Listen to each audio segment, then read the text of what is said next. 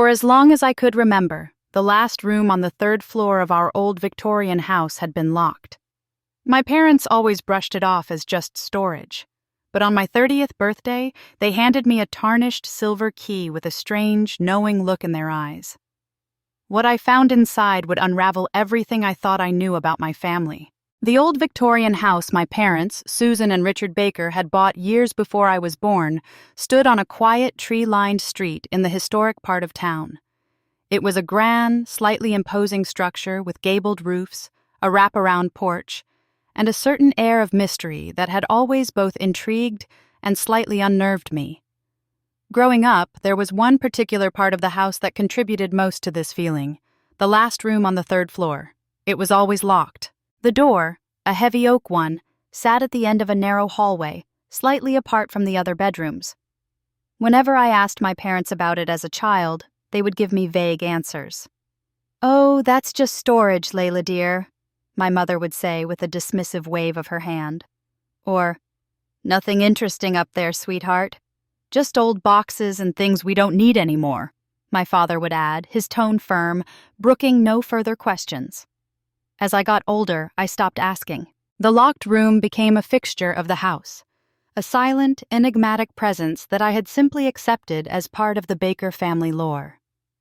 Sometimes, late at night, when the house settled into a creaking silence, I would find myself staring at that closed door, my imagination conjuring all sorts of fantastical scenarios about what might be hidden within. Treasure? A secret passage? A ghostly inhabitant? The possibilities were endless, fueled by countless hours spent reading Gothic novels in the attic.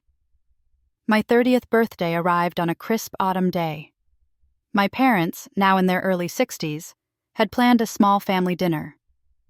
As we sat around the dining table, the warm glow of the candles casting dancing shadows on the walls, they presented me with a small, velvet-covered box. "Happy birthday, my darling Layla," my mother said, her eyes twinkling with a secret amusement. I opened the box to find a tarnished silver key nestled inside. It looked old, almost antique, with intricate carvings along its shaft. I looked up at my parents, my brow furrowed in confusion. My father smiled, a knowing look in his eyes. "It's time, Layla," he said, his voice gentle but carrying a weight I couldn't quite decipher.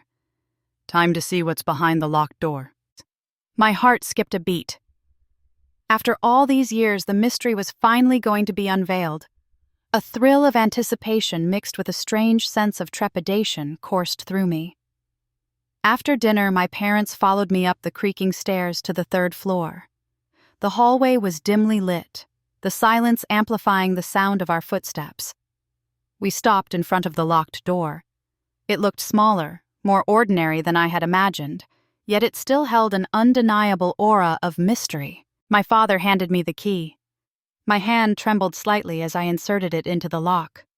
It turned with a soft click, a sound that echoed in the quiet hallway like a gunshot. My parents watched me, their expressions a mixture of anticipation and a hint of sadness. I took a deep breath and slowly pushed the door open. The room beyond was shrouded in darkness. My father flipped a light switch, and a single bare bulb hanging from the ceiling flickered to life, casting a pale, yellowish glow over the space. The room was small, smaller than I had expected. It was sparsely furnished with a few pieces of old, dusty furniture. A small wooden desk, a rocking chair, and a narrow single bed covered with a faded quilt. The walls were lined with bookshelves, filled not with dusty tomes as I had imagined, but with neatly arranged photo albums and journals. A thick layer of dust coated everything, a testament to the years of disuse. The air smelled stale and slightly musty, carrying the faint scent of dried flowers. My parents stepped into the room behind me, their gazes sweeping over the contents. There was a quiet reverence in their expressions, a sense of stepping back into a forgotten past. I moved further into the room, my eyes drawn to the photo albums on the shelves. I picked one up, its cover faded and worn. The first few pages contained black and white photographs of people I didn't recognize, their faces frozen in time.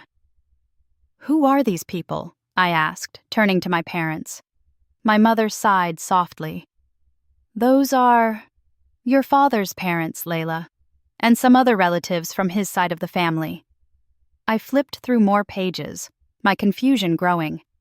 I had never seen these photographs before. My father rarely spoke about his family, and I had always assumed it was a small one. I picked up another album, this one with a more recent cover. The photographs inside were in color. I saw pictures of my parents, younger and smiling, standing beside a woman with kind eyes and a warm smile. I didn't recognize her. "Who is this?" I asked, pointing to the woman in the photograph. My parents exchanged a long, meaningful look. My father took the album from my hands, his fingers tracing the woman's face. "Layla," he began, his voice thick with emotion. "There's something we've wanted to tell you for a long time. Something we should have told you sooner." My heart started to pound in my chest. A sense of unease settled over me, a feeling that the mystery of the locked room was about to lead to a revelation that would change everything. My mother stepped forward, her hand resting gently on my arm. "This room," she said softly, her gaze sweeping over the space, "belonged to someone very special. Someone who was a big part of our lives." I waited, my breath held captive in my lungs. My father took a deep breath. "Layla," he said, his voice trembling slightly. "This was your older sister's room." The words hit me like a physical blow. An older sister? I had never known I had an older sister. My parents had never mentioned her. I don't understand," I stammered, my mind reeling. "I never knew I had a sister." My mother's eyes filled with tears. "Her name was Clara," she said, her voice barely above a whisper. She died when she was just a baby, a few years before you were born." A wave of shock and grief washed over me. A sister I had never known, a life that had been cut short too soon. The locked room suddenly took on a new, heartbreaking significance. It wasn't just storage, it was a shrine, a preserved memory of a child they had lost. "Why didn't you ever tell me?" I asked, my voice filled with a mixture of sadness and confusion. My father sighed. "It was too painful, Layla. For years, it was just too painful to talk about. After we lost Clara, the house felt so empty. We kept her room as it was, a way to hold on to her memory. When you came along, a few years later, it felt like a new beginning. We wanted to protect you, to give you a happy childhood without the shadow of our loss hanging over you." But why keep it a secret?" I asked, tears welling up in my own eyes. "I would have wanted to know. I would have wanted to know about my sister." My mother stepped forward and hugged me tightly. "We know, sweetheart. We realize now that we should have told you. It wasn't fair to you." We spent the rest of the evening in Clara's room, my parents sharing stories about her short life. They told me about her infectious laughter, her bright eyes, and the joy she had brought into their lives. They showed me photographs of her, a beautiful baby with a sweet smile. As I looked at those pictures, a profound sense of loss washed over me. I had missed out on knowing her, on sharing a lifetime of memories. The locked room, once a source of mystery, now felt like a poignant reminder of what could have been. But as my parents continued to talk, I noticed something else in their stories, something that didn't quite fit. They spoke of Clara's birth date, which was several years before I was born. But the timeline didn't quite add up with their ages in the older photographs. There was a gap, a missing piece in the narrative. Later, as I was looking through the journals on the shelves, I found one with a lock on it. The small silver key from my birthday box fit perfectly. My hands trembled as I opened it. The journal was written in my mother's handwriting, the entries starting several years before I was born. As I read, a different story began to unfold. A story far more complex and shocking than I could have ever imagined. The early entries spoke of my parents' excitement about Clara's arrival. But then, the tone shifted. There were entries filled with worry, fear, and cryptic references to a difficult pregnancy and health complications. And then, a few years later, the entries stopped abruptly. There was a gap of several years before the journal resumed, the tone now filled with a deep sadness and a sense of loss. But there was no mention of Clara's death. Instead, there were vague references to a difficult decision and a new beginning. My heart pounded in my chest as I flipped through more pages. Then I found it. An entry, dated just a few months before I was born, that made my blood run cold. "We made the hardest decision of our lives today," my mother had written. "For Clara's sake, for all of our sakes, it was the only way. We said goodbye to her today. We hope and pray that she will have a better life, a chance she wouldn't have had with us." The words swam before my eyes. Said goodbye to her? What did that mean? If Clara hadn't died, then what had happened to her? I frantically searched through the rest of the journal, my mind racing. And then I found another entry, dated a few weeks after I was born. "Layla is a miracle," my mother had written. "She has brought so much joy back into our lives. We will love her and protect her with all our hearts. Clara will always be our first daughter, but Layla is our new beginning." The pieces clicked into place with a sickening certainty. Clara hadn't died. She had been given away. But why? And where was she now? The locked room, the carefully constructed story of a deceased older sister, it was all a lie. My parents had kept a much bigger, much more devastating secret from me. And on my 30th birthday, they had unknowingly handed me the key to unlock it all. I knew I couldn't let this go. I had to know the truth. I had to know what had happened to my sister, the sister my parents had given away. The mystery of the locked room had been solved, but an even bigger, more compelling mystery had just begun. And I wouldn't rest until I uncovered it all. I raced downstairs, the journal clutched tightly in my hand, my mind a whirlwind of disbelief and a burning need for answers. My parents were in the living room, quietly talking, the remnants of my birthday dinner still on the table. "Mom? Dad?" I said, my voice trembling slightly. They looked up, their expressions immediately shifting from peaceful to concerned, as they saw the look on my face and the journal in my hand. "Layla, what is it? Are you all right?" my mother asked, her brow furrowed. I held up the journal, my hand shaking. "I read it," I said, my voice barely a whisper. "I read your journal, Mom. Clara didn't die, did she? You gave her away." The color drained from my parents' faces. My mother's hand flew to her mouth, and my father's eyes widened in shock. The comfortable atmosphere in the room vanished, replaced by a heavy, suffocating silence. "Layla, my father began, his voice hesitant. "Why?" I interrupted, my voice rising with each word. "Why would you tell me she died? Why keep such a huge secret from me my entire life? And why give her away in the first place?" Tears welled up in my mother's eyes. She reached out a hand towards me, but I instinctively recoiled. "Please, Layla, let us explain," she pleaded, her voice thick with emotion. I stood there, my heart pounding in my chest, waiting for the truth, the real truth, to finally be revealed. My father sighed heavily, running a hand through his thinning hair. "It was a long time ago, Layla. A very difficult time." He paused, gathering his thoughts. "Your mother, her pregnancy with Clara was very difficult. There were complications, and the doctors told us that Clara might not survive. And if she did, she could have significant health problems, requiring constant care." My mother nodded, tears streaming down her face.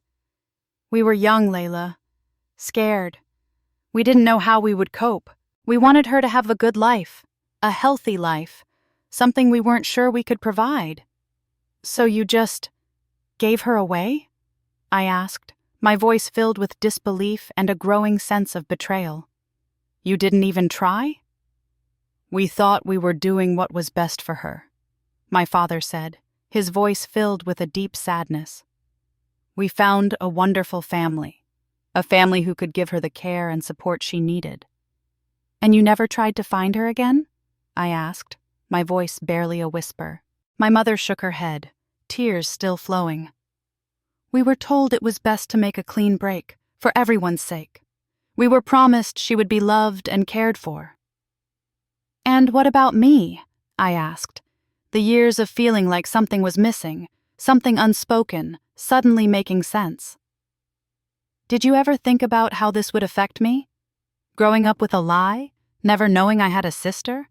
My parents looked at me, their faces etched with guilt and remorse. "We were wrong, Layla," my father said, his voice thick with emotion. "We know that now. We thought we were protecting you, protecting ourselves from the pain. But we see now that we caused a different kind of pain." The silence that followed was heavy, filled with years of unspoken secrets and buried emotions.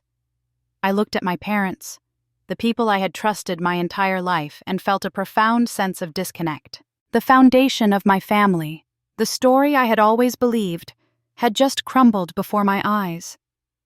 Do you know where she is now?" I finally asked, my voice trembling. "Did you ever try to find out?" My mother hesitated. "A few years after you were born, we tried, through the adoption agency, but we were told that the records were sealed, for her privacy." "But you never tried again?" I pressed. They both shook their heads, their faces filled with regret. I stood up, feeling overwhelmed by the weight of their confession. "I need some time," I said, my voice flat. "I need to think about all of this." I went back upstairs to Clara's room, the room that held so many lies. I looked around at the faded furniture, the dusty photo albums, the preserved memories of a life that had been deliberately hidden from me. The grief I had felt earlier for a sister I thought had died was now replaced by a different kind of pain, the pain of betrayal, the pain of a missing piece of my own history. Over the next few weeks, the atmosphere in our house was strained. I kept my distance from my parents, struggling to reconcile the loving figures I had always known with the people who had made such a profound and life-altering decision without my knowledge. Sleep offered little escape. My dreams were filled with fragmented images of a sister I had never met, a ghost in the periphery of my life. I spent hours in Clara's room, poring over the old photographs and my mother's journal, trying to piece together the fragments of a lost life. Then, one afternoon, while I was looking through the photo albums again, I noticed something I had missed before. In one of the older photographs, a picture of my parents standing outside a hospital, my mother was holding a baby wrapped in a blue blanket. Tucked into the blanket, barely visible, was a small, distinctive silver locket. My breath hitched. It was the same locket that had been in the locked box with the key, the locket my parents had given me on my 30th birthday.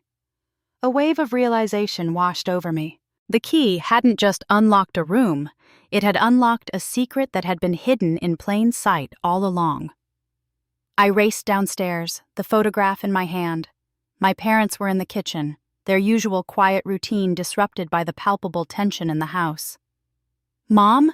Dad?" I said, my voice urgent. "This locket. It was in the box with the key. It was with Clara in this picture. Why did you give it to me?" My parents exchanged a look of surprise and a flicker of something that looked like fear. "Layla, my father began. "The locket," I interrupted, my voice firm. "Why did you give it to me?" My mother sighed, her shoulders slumping. "It belonged to Clara," she said softly. "It was a family heirloom. We wanted you to have it." "But why now?" I pressed. "Why on my 30th birthday?" They looked at each other again, a silent conversation passing between them. Finally, my father spoke, his voice low and hesitant. "Layla," he said, "there's more to the story. Something we haven't told you yet." My heart pounded in my chest. Another secret? What else could there be? My mother took a deep breath. "The adoption. It wasn't a completely closed adoption. We had an agreement with the family. We could receive updates through a third party until Clara turned 30. We received something recently." She walked over to a drawer in the kitchen and pulled out a small, sealed envelope. She handed it to me, her hand trembling slightly. "This came a few weeks ago," she said, her voice barely a whisper. "It's from Clara." My hands shook as I took the envelope. My name and address were written on the front in an unfamiliar but elegant script. I tore it open, my eyes scanning the words on the page. The letter was brief but heartfelt. Clara wrote about her life, her family, her career as a musician. She mentioned that she had always felt a sense of something missing and had recently learned about her adoption.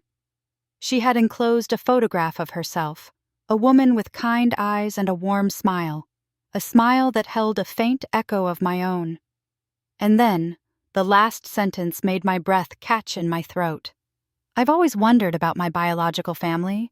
If you're out there, I would love to connect. Tears streamed down my face as I read the words. My sister was alive. She had been searching for us. And on my 30th birthday, my parents had given me not just a key to a locked room, but a key to unlocking a connection with the sister I never knew I had.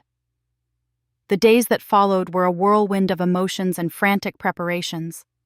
I replied to Clara's letter immediately, pouring out my heart, telling her about my life and my joy at finally finding her. We exchanged emails and phone calls, slowly getting to know each other, bridging the gap of 30 years and a lifetime of missed moments. A few weeks later, Clara came to visit. Standing on the doorstep of our old Victorian house, she looked strangely familiar, like a reflection I had never seen before. The moment our eyes met, a bond, unspoken but undeniable, formed between us. The reunion was emotional, filled with tears, laughter, and a sense of wonder. We spent hours talking, sharing our stories, our hopes, and our dreams. It was as if no time had passed, as if we had known each other our entire lives. My parents watched us, their faces filled with a mixture of relief and a quiet joy. They finally had the courage to fully share their story with Clara, their reasons for the adoption, their years of regret, and their overwhelming happiness at this unexpected reunion. The locked room on the 3rd floor, once a symbol of secrets and hidden pain, now felt like a sacred space, a reminder of the complex and unexpected paths that life can take. It was the place where the truth had finally been revealed, leading to a connection I never thought possible. Our family had been fractured by a difficult decision made years ago, but now it felt whole again, albeit in a different way. We were two sisters, finally united, with a shared history and a future filled with possibilities. The mystery of the locked room had been solved, not with treasure or ghosts, but with the rediscovery of a long-lost bond. A bond that proved stronger than secrets and time. And as I looked at my sister, a feeling of profound gratitude washed over me. My 30th birthday had brought the most unexpected and precious gift of all, my sister.